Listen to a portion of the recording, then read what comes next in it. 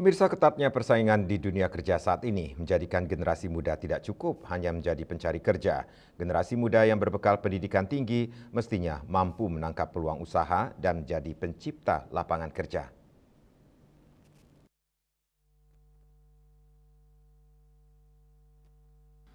Pesatnya perkembangan teknologi saat ini menjadikan persaingan di dunia kerja semakin ketat. Untuk itu, para generasi muda tidak cukup hanya mengandalkan diri sebagai pencari kerja saja, tetapi juga mesti mampu menjadi pencipta peluang kerja. Hal tersebut diungkapkan oleh akademisi Profesor Ana Agung Gede Oke Wisnumurti.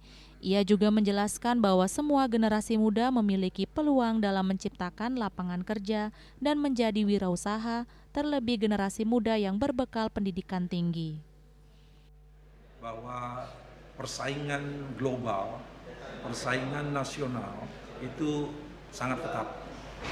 Dan semuanya itu kembali kepada diri masing-masing akan bisa menambah semangat dan motivasi bagi mereka tidak saja untuk mencari pekerjaan, tetapi yang lebih penting bagaimana mereka bisa membuka lapangan kerja.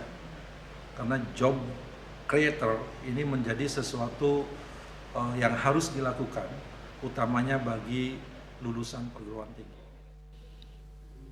Persaingan nasional akan membuat generasi meningkatkan motivasi dalam menciptakan kualitas diri. Desa Aryani, Bali TV.